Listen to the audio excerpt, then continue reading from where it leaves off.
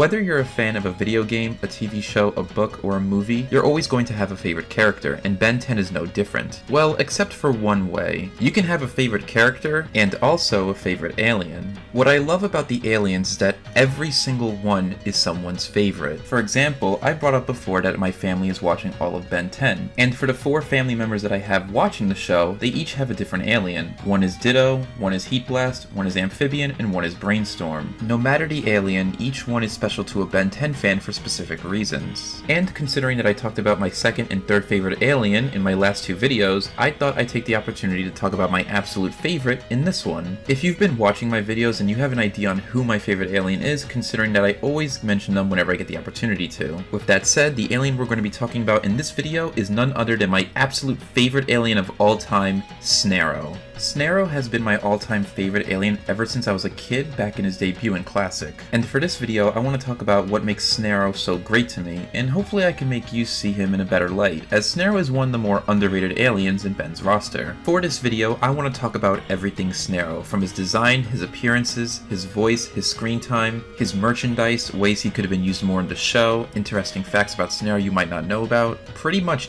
everything Snareoh. At the risk of being Snareoh's #1 glazer, let's start properly by talking about exactly who Snareoh is, and my thoughts on his character design and his powers. Snareoh is a Tep Kufon from Honor Kufos and would first appear in the Season 3 episode of Classic, The Return. Before I talk about Snareoh's actual character design and powers, I do want to discuss his name real quick. Like the other aliens for the Halloween trio, Snareoh's name was changed for Omniverse. His original name is Ben Mummy. Now while I still like the name Ben Mummy, I won't lie, I've grown to really enjoy the name Snareoh as well. Snareoh's name comes from the term snare, to tie something up, and, well, Snareoh rhyming with Pharaoh since he's a mummy alien. And speaking of the fact that Snareoh is based off a mummy, I absolutely love his character design. I love mummies in general. I don't know why, but I just really vibe with them when it comes to all the different type of Halloween monsters. To talk about why I love Snareoh's character design specifically, I just love how unique he is in pretty much every aspect. His proportions are so tall and lanky compared to other aliens, and he has like this brownish gold color scheme that you don't really see from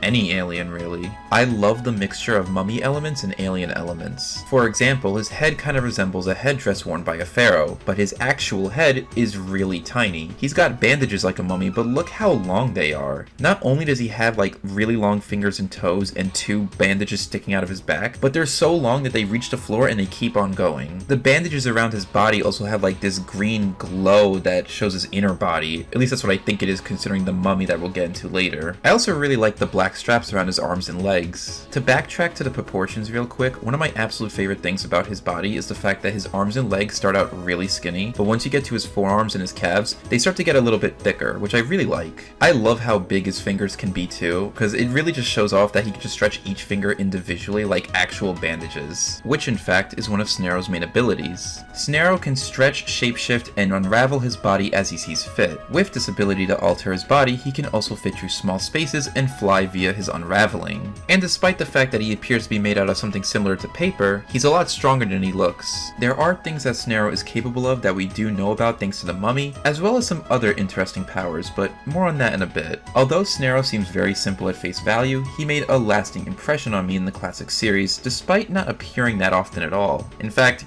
he almost doesn't appear at all in general. Now he does have it better than the other 2 Halloween aliens, Blitzwolfer and Frankenstrike, but it's not by much. With what very little we have, let's first talk about Snareoh's screen time by discussing his debut in the Season 3 episode, The Return. In The Return, Ben gets Snareoh by accident when he intends to go Heat Blast to fight the Genealogy. And because Ben has never been Snareoh before, what I really like first and foremost is the fact that this scene really emphasizes the fact that Ben is trying to learn a new alien. This may come off as a bit of a cornplate tweet, and I'll just say right now, I'm gonna cornplate tweet throughout the rest of this video, but I love the fact that when Ben first turns into Snareoh, he bends his fingers a little bit because he's not used to this alien, and he tries to get a new feel for the body that he's in. This is more evident in the fact that when Ben is actually trying to move around, he trips on himself because of how long his fingers and toes are. I love that. As far as the actual fighting goes, I really love it. I love seeing Snareoh slowly get better and better at using his bandages against the Genealogy, and when he like grabs him by a torso and swings him into the window. I love that so much. During which the Genealogy accidentally activates the centrifuge where the rest of the battle takes place. I love that Ben keeps ducking the centrifuge so that way eventually when he's finally ready, he preps himself to actually leap and stretch out to fight the Genealogy. And I love the fact that he doesn't just stretch out to land next to the Genealogy, but he stretches out to kick the Genealogy. Every frame of this moment goes so hard. Unfortunately, this scene is really brief, but there's a lot of cool choreography in this little fight. I like when Snareoh's hanging off of the centrifuge and you see like his shrunken little head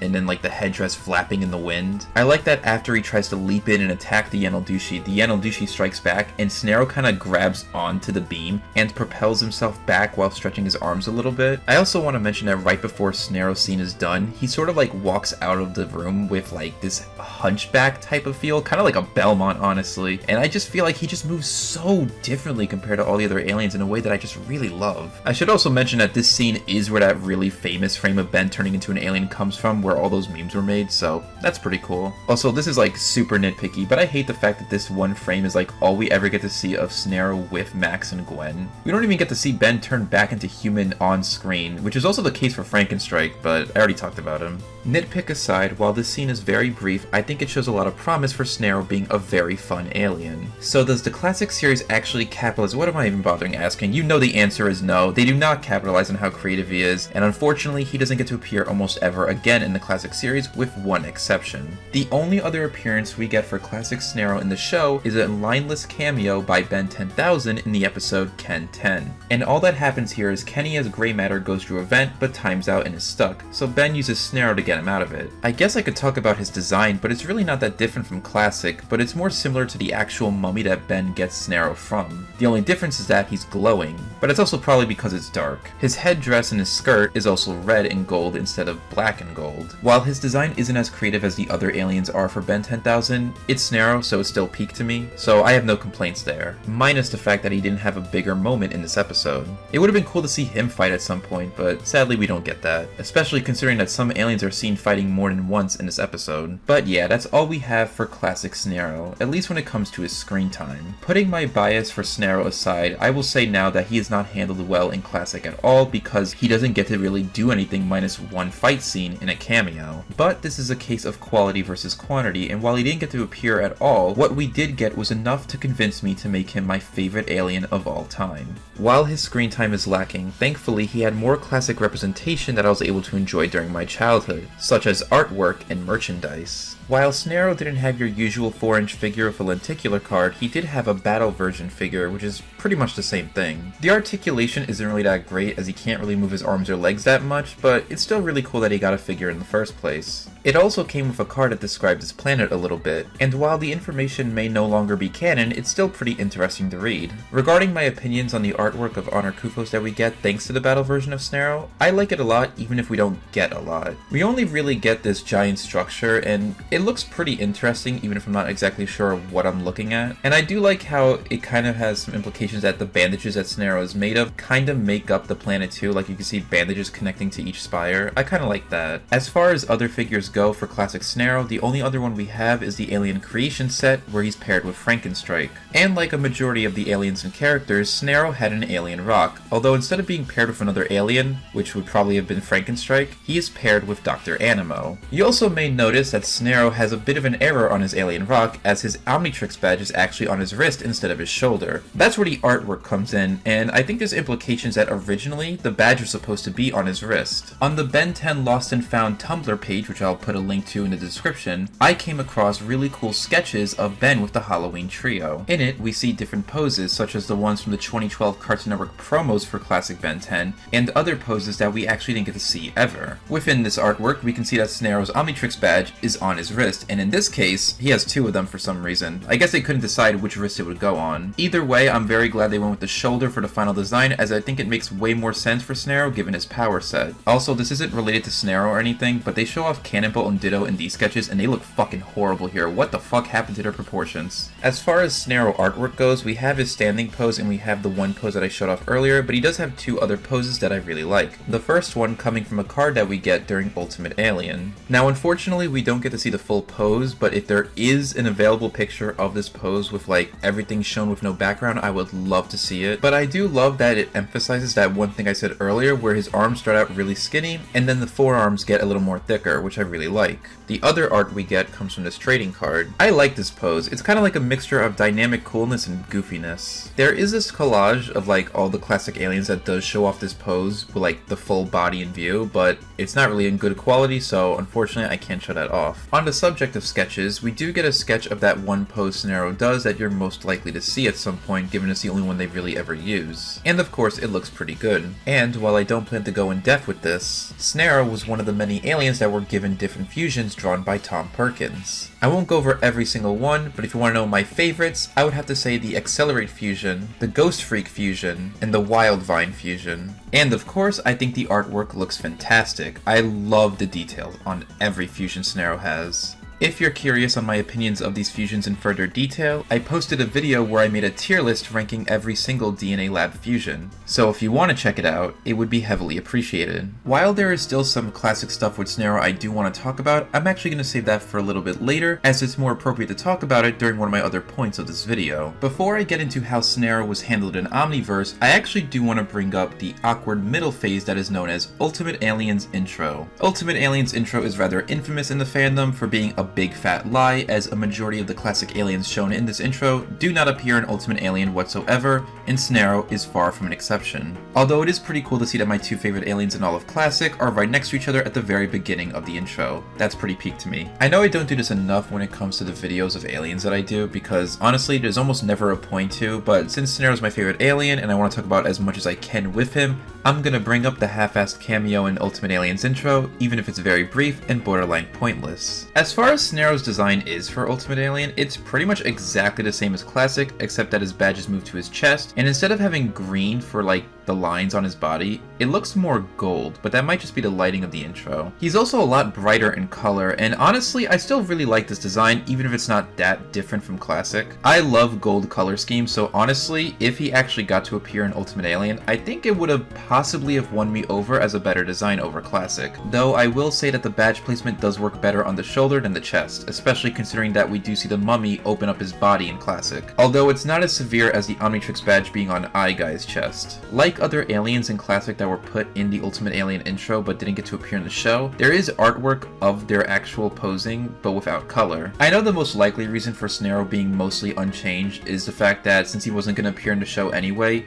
they didn't bother with drastically changing him at all, kind of like what they did with Forum since he actually did get to appear in Ultimate Alien proper. But it does make me curious on exactly what a UAF Snareoh would have looked like. Now it's time that we talk about how Snareoh was handled in Omniverse, starting off with his redesign. I love Snareoh's redesign in Omniverse. My absolute favorite part is the gold plating of armor that he has for his headpiece and on his shoulders and everything, especially with the two eyes. That's a really cool touch. And this is one of those few designs that I actually think works with the belt in mind. The way they incorporate the black and green color scheme actually works really well here in my opinion. I like the stripe pattern on his clothing. Although if I were to name some downgrades, the two that I think of immediately have to do with his body. The first thing is that he doesn't have those gapes in his chest anymore. All of his bandages are completely closed off, which feels a little less unique. The other is that while he still has those proportions that I really like, particularly the thin limbs with the thicker lower halves, he doesn't feel as tall or as hunched as his original series counterpart. There are minor changes I do really like. In particular, I like the fact that they give him an extra toe, although I do wish that his bandages did go all the way down to the floor. I always thought that was really cool. There are things I like in the Classic design more and things I like in the Omniverse design more. Because of this, I honestly could never truly decide on which design I like more. A part of me always goes to Classic because of nostalgia, but I really love the Omniverse design. I think both of these designs are absolute peak. They're just so fucking cool. Now since we have a 16 and 11-year-old Ben in the show, let's see if the 11-year-old Ben has a good Snareoh design, which is what I would like to talk about if they actually gave him a design. For some reason, Snareoh is like the only alien that they never bothered giving a redesign for 11-year-old Ben specifically. You can't even make an argument that they didn't want to make a design, since why bother if he's not going to appear in the show properly for 11-year-old Ben, since both Blitzwolfer, and Ripjaws got 11-year-old designs, even though they didn't get to appear in the show proper. 11-year-old Ben does use Snareoh in one of the books known as Parallel Paradox, but he's again using 16-year-old Ben's design. On the bright side, we do get this cool shot of him in the Galactic Monsters intro. Tangents about laziness aside, I adore both designs for Snareoh, so let's see how I feel about his audio. In terms of sound effects, both Classic and Omniverse Snareoh use the same sound effects when he uses his bandages. The sound you hear whenever he uses his bandages kind of sound like a mummy groaning, which I think is a really cool detail. And when he moves his body around, there's this really nice sound effect that I have no idea how to describe, but it sounds really cool.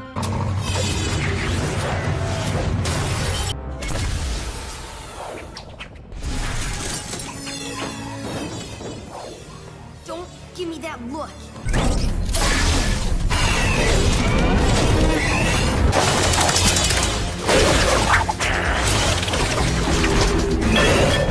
As for his voice actors, in Classic he is played by Richard Green. The voice overall is perfectly fine for Snareoh, but it doesn't really feel that unique. Like, it's unique in the sense that compared to other aliens it sounds different, but I don't really get a mummy vibe from his voice. But I still really like it. The mummy? Aw, great. I better figure out what this thing can do or I'm gonna wind up Wolfie's chew toy. Ben? Is that you? Unfortunately. In Omniverse, he is played by Kevin Michael Richardson, who definitely gives off more of a mummy vibe. His voice is a lot more sillier sounding than in Classic, but I still really like it. Oh man, I can't even remember what this one does. Oh yeah, right!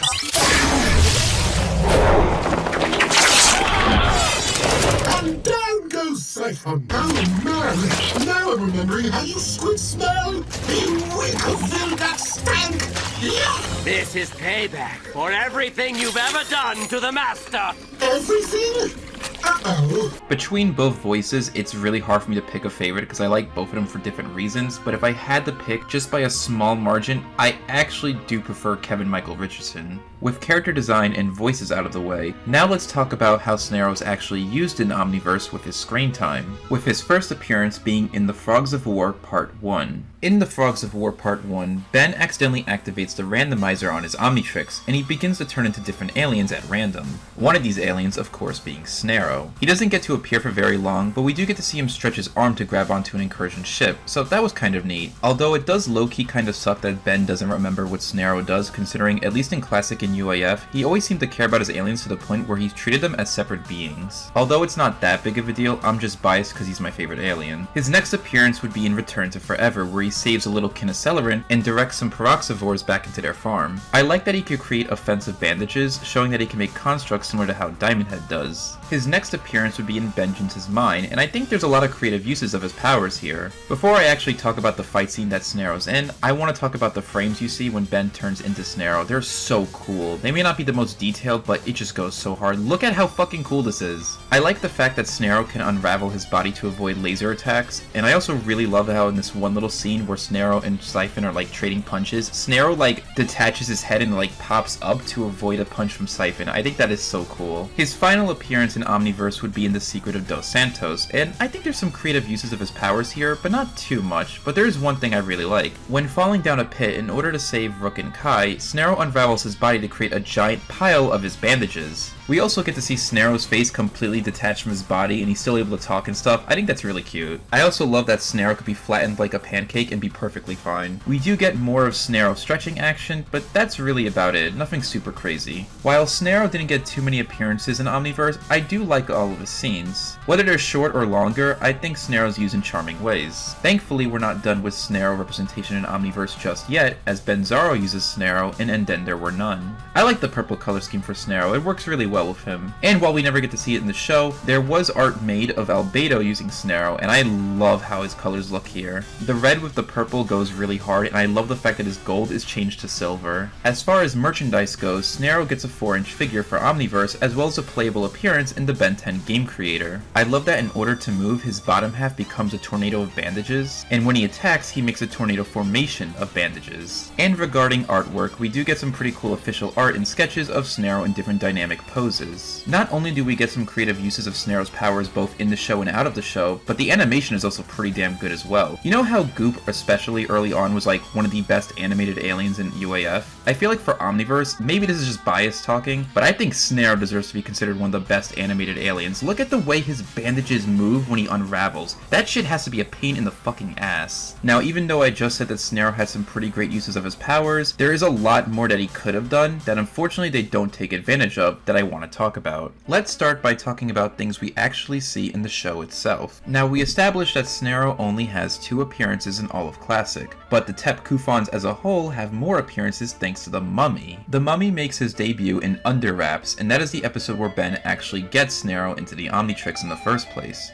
I want to discuss how the Mummy fights in this episode because it really shows the potential of what Snareoh can do in battle. Now, I've already talked about how Snareoh is a lot stronger than he looks, and the Mummy really exemplifies that. With just one swoop of his bandages, he completely demolishes a shed, and when he tries to attack Accelerate with his bandages, you can see the bandages puncture the dirt, which is not the type of strength you would expect from the material he's made of. Not to mention he uses his bandages in order to take down an entire silo on Ben. I love when Accelerate tries to throw a bunch of knives at him, and he unravels his body to avoid it. This is the only time we ever get to see a Tep Kufan of any kind do this in Classic, so it was really cool we got to see it at least once. We also get to see some examples of Snareoh being able to regenerate since the Mummy does that in this episode as well. Also, from an aesthetic standpoint, the Mummy is just really creepy. I love the silhouettes of this Mummy every time we get to see it. And the fact that like the lights go in and out and he gets closer in each frame is so fucking cool. But I do want to drop some threatening points because in the episode Be Afraid of the Dark, he does get defeated by Gwen in a really cool way because I love this kick she does. But I just want to point this out because this frame here basically makes him look like Skibbity fucking Mummy. I love that he uses his back bandages in order to climb down structures. That's a really creative way to move, as we didn't really get that for any alien in Classic besides maybe Wildvine. I think the Mummy in terms of fighting and aesthetic is handled really well. And regarding other Tep Kufans, we see a whole bunch in Omniverse, and I love all of their designs. I love that they all wear different types of clothing. My favorite of these designs has to go to the little baby Tep Kufan with the snake headpiece. Putting my biased love for Snareoh aside, I think that Snareoh in a general standpoint had a lot more potential to be more creative with his fight scenes and his aesthetics. I always felt like Classic intended to use the Halloween aliens more, but they just decided not to for whatever reason. In fact, when Ben finally gets Snareoh in the Omnitrix, he intends to turn into him to fight the Mummy, but gets upgraded instead. It's almost like they were teasing us saying, yeah, we're gonna get a new alien, but you're gonna have to wait a little bit, just for that alien to only appear one time properly. That and the fact that when Ben gets Blitzwolfer and finally turns back into human, he says welcome to the club, as if he's actually gonna turn into him more.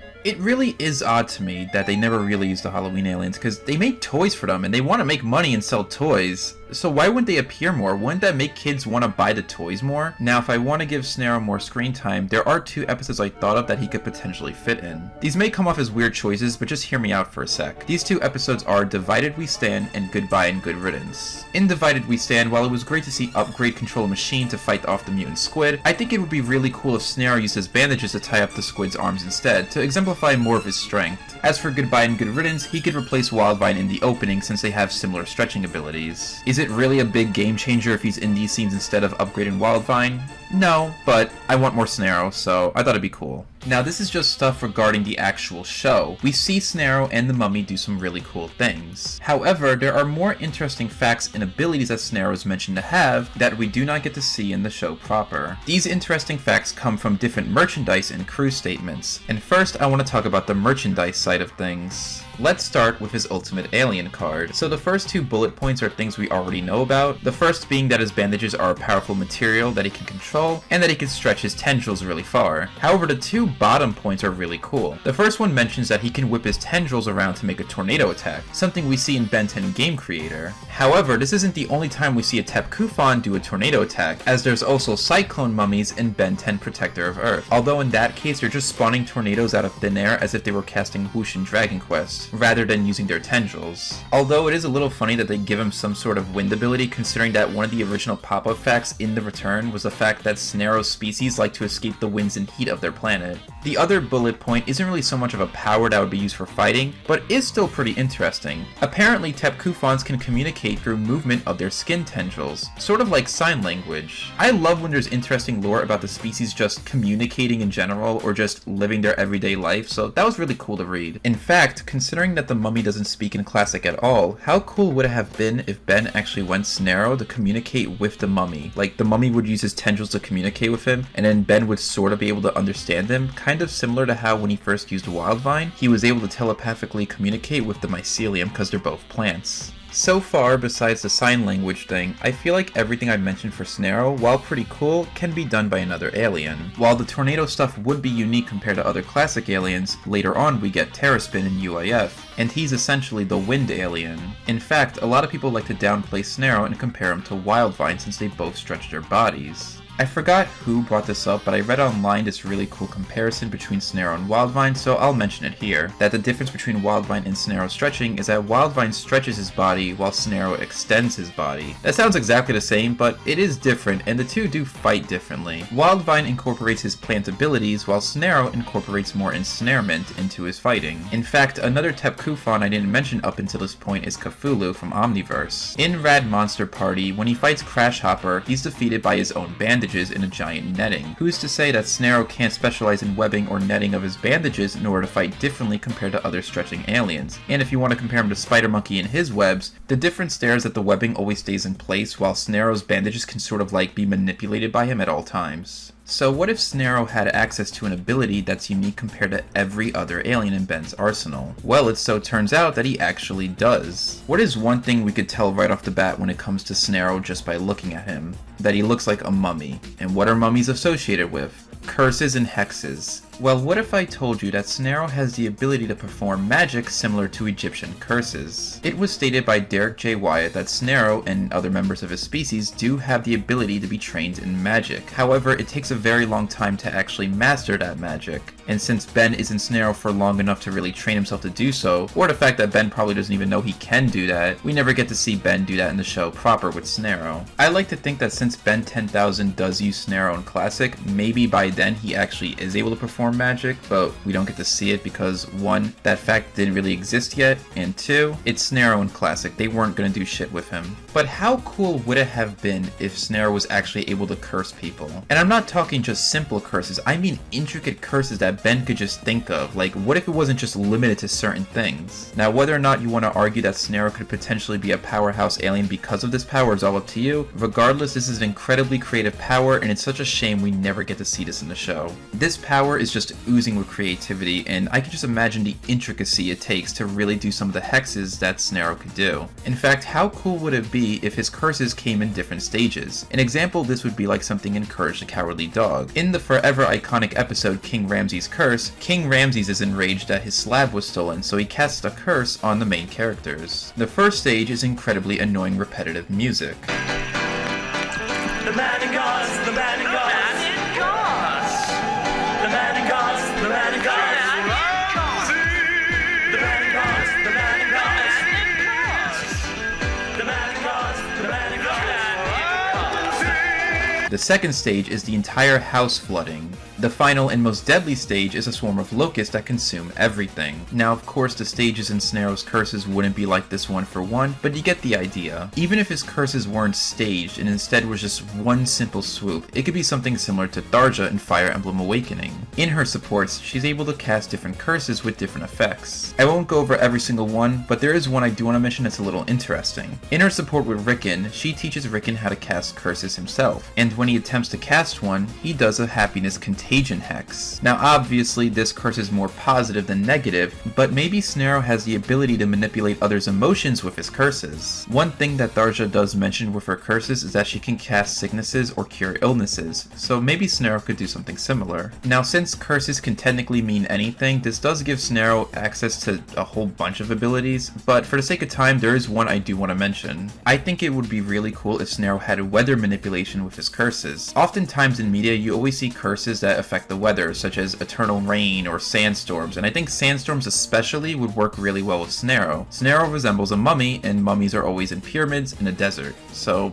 why doesn't he have any sand powers? I know that Ben 10,000 does mention an alien known as Sandbox in Ken 10, but we never see him in the show properly, so in terms of aliens we've only seen in the show, none of them have any sand-based abilities. Maybe Snareoh could create some sort of sentient dust cloud that follows someone when he casts a hex on them. Considering that he could create tornadoes with his tendrils, maybe dust could come out of it, or like sand. That'd be kinda cool. It would be aesthetically really unique, and in terms of a power, be really useful. In a way, it would remind me of the dust attack that the mummy does in Castlevania Symphony of the Night. In fact, now that I think about it, imagine if Snareoh had like a curse that could manipulate a whole bunch of rocks to float and then like go towards the enemy, sort of like some of his boss fights. The ideas behind what Snareoh could curse someone with are limitless, because there's no rule saying what's a curse and what's not, especially for Ben 10. Maybe he could make someone itch uncontrollably, maybe he could make someone have bad luck, make someone unable to hear or see anything. This potentially could be one of the most powerful and creative abilities that any alien could ever have, and if he had this ability, I don't think he would be as underappreciated as he usually is in the fandom. Despite some of Snareoh's shortcomings, Snareoh remained my favorite alien all the way from Classic up until Omniverse and to this day. Something about his design and his powers really gravitated towards me as a kid, and I just always loved him. Putting my bias aside, I really think he was handled fine enough, but they really could have done more with him. I think first and foremost, he deserved more screen time. In fact, he's one of the few aliens that didn't appear in A New Dawn, which is so insane to me. Like, they prioritized trying to make sure every alien was in the episode, and they just forgot a few, including Snareoh. And then there's also those abilities that he has that never appear in the show, especially those curses. I think Snareoh's aesthetic and ways of fighting differentiates himself from other aliens enough to where he stands out, but I can see why other people in the fandom sort of sweep him under the rug compared to other aliens. While I did give many points on why I love Snareoh and think he deserves more appreciation, at the same time he's my favorite alien just because he's my favorite. I love him. Sometimes you just find something really charming and you can't explain it in words properly. You can try, but at the end of the day, you just favor it. So I am curious to what you guys think. Do you favor Snareoh just like me? Or do you just like him enough? Or don't care for him at all? Or perhaps you're a Snareoh hater and will always be a Snareoh hater. If you didn't care for him or just liked him enough, did I convince you to like him more in this video?